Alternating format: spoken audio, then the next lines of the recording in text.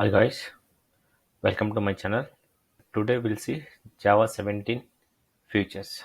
Okay, one is for shield class and interface, and another one is RMI. They removed from the Java 17 and pattern matching,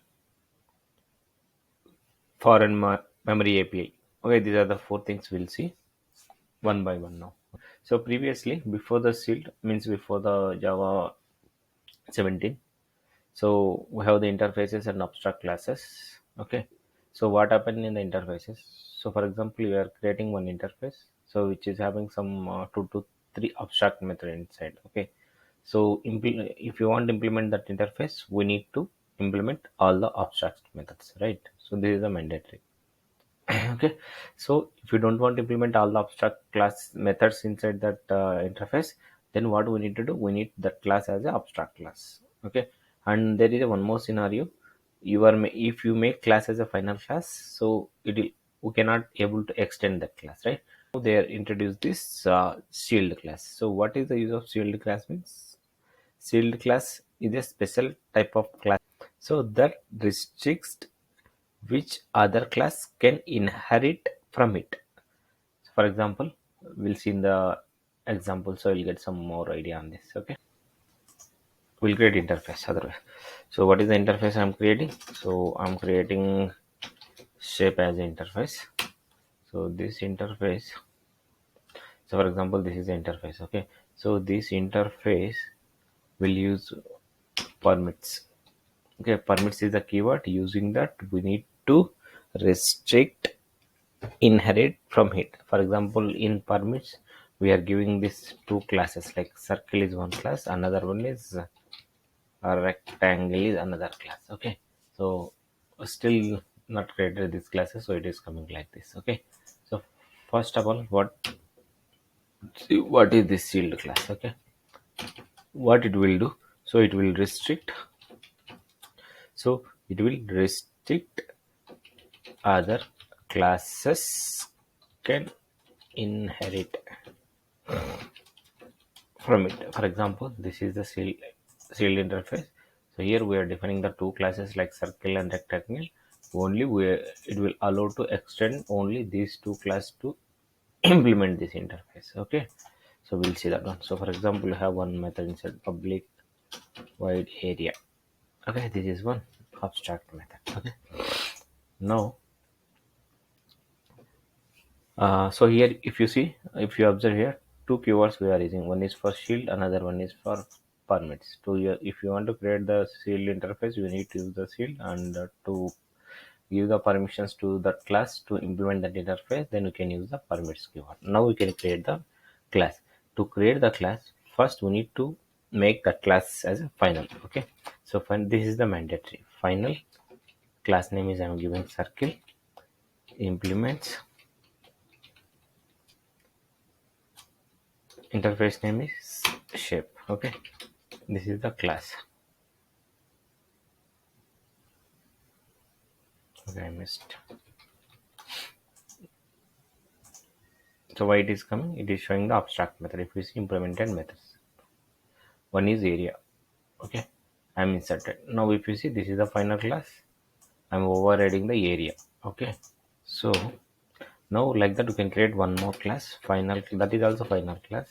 Another class is this class rectangle class. We need to create a rectangle implements shape, again shape interface. Okay, so this is also can able to implement this area method. Okay, you understood for this one, right? So what it is doing, the shield interface, it is allowing only these two classes to implement this area method. For example, if you are remove this final from this class, what it will giving the compilation error showing modifier shield final expected. So because this, why they are giving final class means we are not allowed to extend this class from any other class. That is the reason they are making it is also fine. Okay, this is the use of shield. Just you can remember, whenever you are using the shield is a keyword is mandatory. Another one is permits we need to use. Okay, this is all about the shield. Now we need to see one more feature like pattern matching, how we need to use this pattern matching scenario. Okay, right click, new, one more class. So we'll define the class name is demo. Okay, so this is the class I'm giving, this is the demo. So for example, so what is the use of pattern matching? For example, so if you want to, I'll define a few methods, you will get some more clarification on this. Okay, so test pattern matching. Okay, I'm giving this pattern matching as a method, and it will expect object as an argument. Okay, so this method I'll define as a static, it will not return anything, so white. So this is the class, this is a class, and this is the starting method. Okay, so inside that, this is the input argument I'm using. So first I'll give you, without pattern matching, how much lines of code is required to identify this object and convert into that object into the specific type of objects. Okay, so for example, if object instance of object, this is the one method. If you want to call this method, what we need to do, we need to define one main method and create this object for this public static void main string array args. Okay, string args define, and creating the object for demo d equal to new demo. This is the object I am creating. Okay, so you want to call this object. Okay, so for example, so if you want to call this object, it is expecting object as a argument. Okay, so d dot,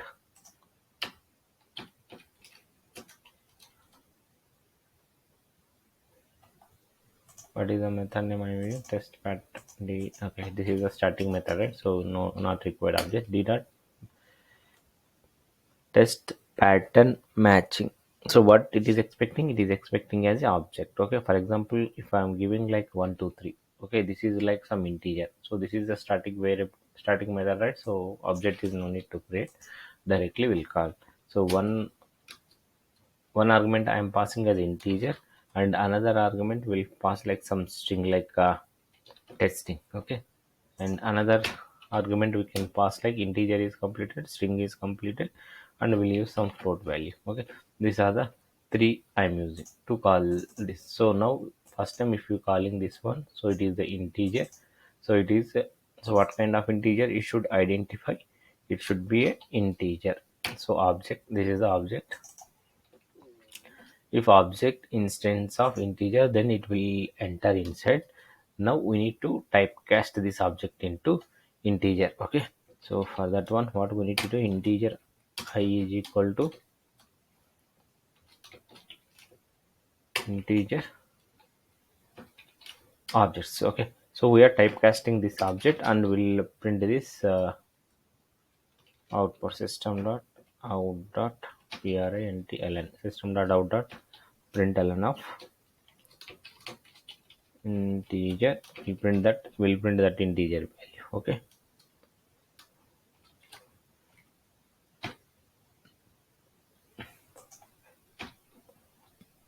so what I'm doing here, I'm calling first time with the integers, and it is converting object into integer type and printing. See how many lines of code is writing for this. Just observe this one. Okay, so you know what is the use of this pattern match. Okay, and second scenario, we need to call this same method using the string. So in this case, what we need to do, we can create one more. In this time we'll create the else if, we'll create else if, and in the else if, okay, sorry, we'll create else if condition will create. Okay, so in the else if condition, this is the object. Second time what we are passing, we are passing string as a argument. So in this case, we need to convert this object into string type.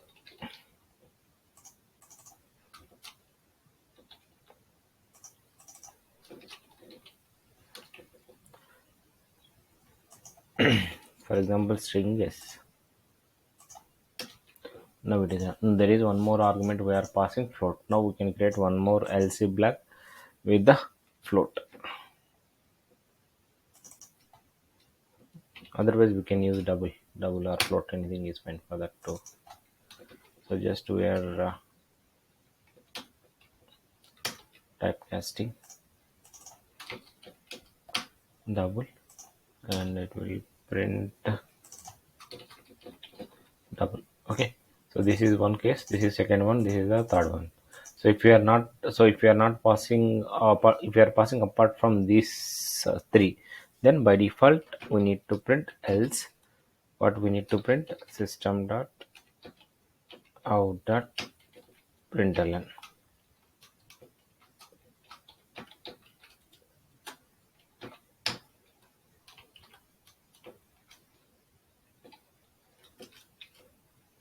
Okay,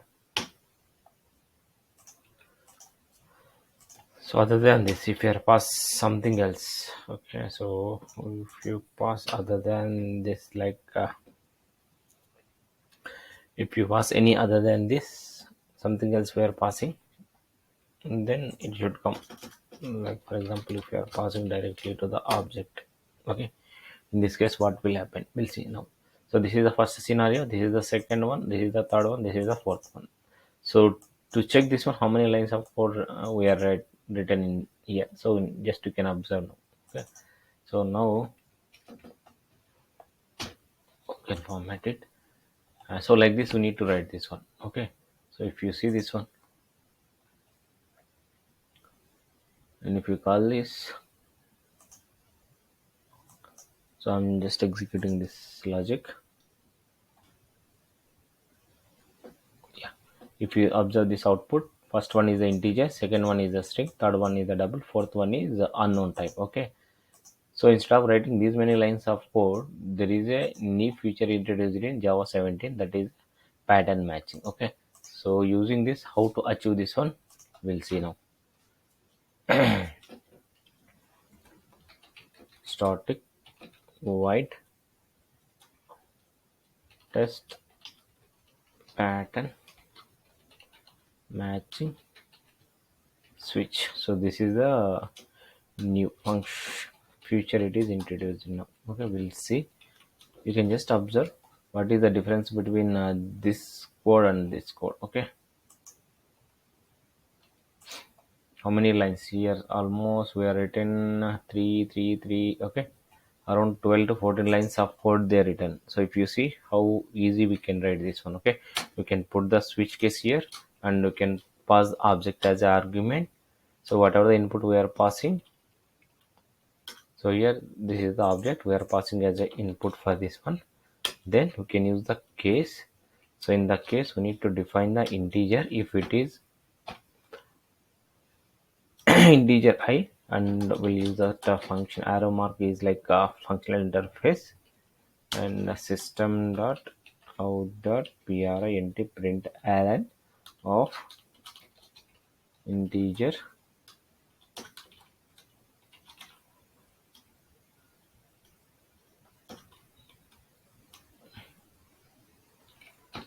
So this,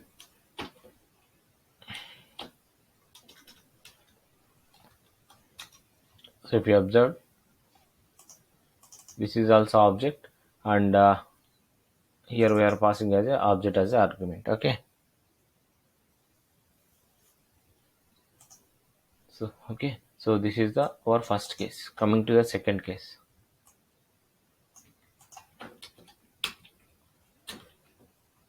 Second case is string s. So we can print a string s value. Third one is double d. Here you can print double d. And finally we need to write default case also. If not satisfied, then it will print this default one.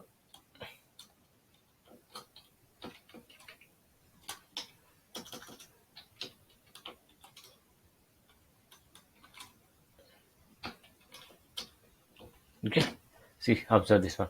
So this is the way we need to write the pattern matching. So if you want here, so what it is doing, so so it first identify the type of the object is integer, then again doing the typecasting, then it is printing. But in the single line itself, it is able to identify this is belongs to particular type of object, and typecasting also doing at the same time. Okay,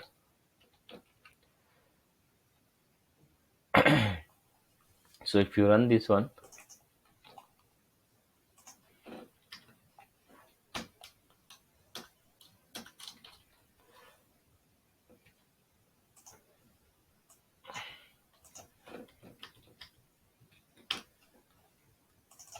second one is string, third one is double, fourth one is new object. Like this we need to pass. So if you run these things,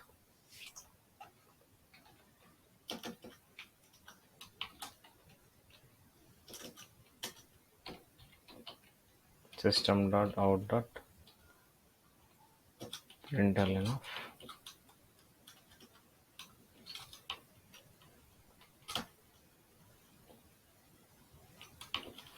okay,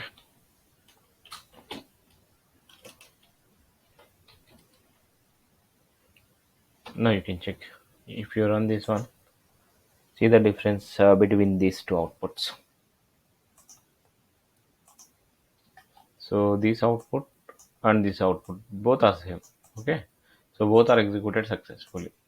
So this is the use of pattern matching. Just you can remember, you can use the replace that logic into the switch case. Okay, so this is another feature, and apart from that, and there are other features also. So that is for foreign memory FEI, FOREIGN, foreign memory API. Okay, so what it will do? So in the foreign memory API, so previously we are using the heap memory to run that all the Java programs. It will use the heap memory. Now it will use that negative code. So it will use the memory outside of the Java heap. Okay, so it will use out outside of the heap memory to run. So in this case, performance will be increases. Okay, and another feature is not, it is not a feature. So they removed RMI active. So now there is no RMI active from Java 17. Okay, these are the four features. Just you can try from your side once. Okay, I think this video is helpful for you. Please like, share, subscribe my channel. Thank you.